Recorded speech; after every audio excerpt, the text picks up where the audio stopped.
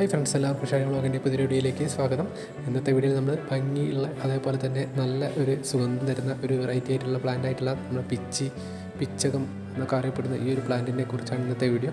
അപ്പം ഈ ഒരു പ്ലാന്റ് നമുക്ക് പ്രൊപ്പഗേറ്റ് ചെയ്യുകയും അതേപോലെ നിറയെ തൈകളൊക്കെ ഉണ്ടാക്കിയെടുക്കാനൊക്കെ പറ്റും. അത്തരത്തിൽ നമ്മൾ ഇതിൻ്റെ നിറയെ തണ്ടുകൾ വളർന്നു വന്നു അതിൽ പൂക്കളൊക്കെ ആയ സമയത്ത് നമ്മളിതൊന്ന് എയർ ലെയറിങ് വഴി ഇതിൽ കുറച്ച് വേര് പിടിപ്പിച്ച് വെച്ചിട്ടുണ്ട്.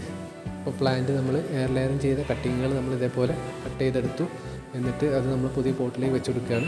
ഇതിലൊക്കെ നിറയെ വേരുകൾ വന്നിട്ടുണ്ട്. നമ്മുടെ പിച്ചിപ്പൂവിൻ്റെ പ്രത്യേകതയാണ് ഇതിൻ്റെ ഓരോ തണ്ടുകളിലും നമ്മൾ ഇതേപോലെ എയർ ലൈനിങ് ചെയ്തിട്ടില്ലെങ്കിലും ചെറിയ വേരുകൾ കാണാം. അതിൽ നമ്മൾ കുറച്ച് ചകിരിത്തുണ്ടും അതേപോലെ കുറച്ച് ചാണകപ്പൊടിയും കൂടി മിക്സ് ചെയ്ത് മണ്ണും കൂടി മിക്സ് ചെയ്തിട്ട് നമ്മളതിൽ എയർ ലെയറിങ് ആയിട്ട് കെട്ടി വെച്ചതാണ്. അപ്പോൾ വെച്ചിട്ട് ഏകദേശം ഒരു മാസത്തോളമായി അതിപ്പോൾ പുതിയ വേരുകളൊക്കെ വന്ന് തുടങ്ങിയിട്ടുണ്ട്. ഈ വേരുകളുള്ള തണ്ട് നമ്മൾ മുറിച്ചെടുക്കുകയാണ്. എടുത്ത് നമ്മൾ പുതിയ പോട്ടിലേക്ക് വെച്ച് കൊടുക്കുകയാണ്. പിച്ചിപ്പൂക്കളുടെ പ്രത്യേകത നമുക്ക് ഏത് സമയത്തും പൂക്കളുണ്ടാവും. പൂക്കൾ നല്ല ഭംഗി അതേപോലെ നല്ല സ്മെല്ലും ഉണ്ടാകുന്ന നല്ല വെറൈറ്റി ആയിട്ടുള്ള ഒരു പ്ലാന്റാണ് ഈ പിച്ചകം എന്ന് പറയുന്നത്. ആ പിച്ചിപ്പൂ എന്ന് പറയുന്നൊരു ചെടി.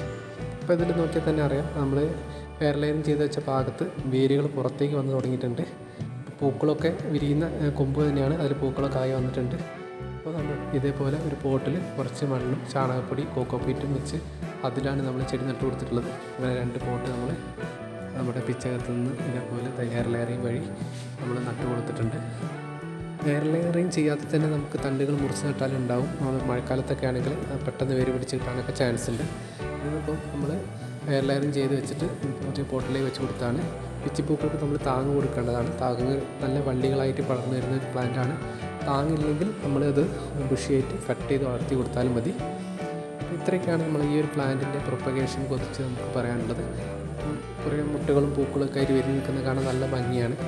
അപ്പം പെട്ടെന്ന് തന്നെ വള്ളികളായി പടർന്നു കയറുന്നതുകൊണ്ട് തന്നെ ഇതിന് കയറി ചെല്ലാൻ വേണ്ടി നമുക്കൊരു താങ്ങോ അല്ലെങ്കിൽ എന്തെങ്കിലും പന്തൽ എന്തെങ്കിലും ഇട്ട് കൊടുത്താൽ തന്നെ അതിലെല്ലാത്തിലും ഇതേപോലെ വള്ളികളായി പടർന്നു കയറിയിട്ട് ചെടി പൂവിടുന്നതാണ്. മുല്ലപ്പൂവിനെ പോലെ തന്നെ ഈ ചെടിക്ക് നല്ല സുഗന്ധമാണ്. 5 ഇതളുകളായിരിക്കും ഈ ചെടിക്ക് ഉണ്ടാവുക, ഈ പൂക്കൾക്ക് ഉണ്ടാവുക. അതേപോലെ നിറയെ മുട്ടുകൾ വരും. മുട്ടുകൾ വിരിഞ്ഞതിന് ശേഷം അതിൻ്റെ കൊമ്പ്, ആ വിരിഞ്ഞ കൊമ്പ് ഉണങ്ങുകയാണ് ചെയ്യുക.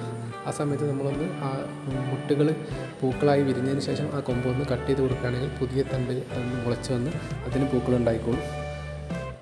ഇതിപ്പോൾ നമ്മൾ വെറുതെ ഒരു മണ്ണിൽ നമ്മൾ നട്ടു കൊടുത്തിട്ടുള്ളൊരു കൊമ്പാണ്. അത് നല്ല രീതിയിൽ പുതിയ മുളകളൊക്കെ വന്ന് പിടിച്ച് കിട്ടിയിട്ടുണ്ട്.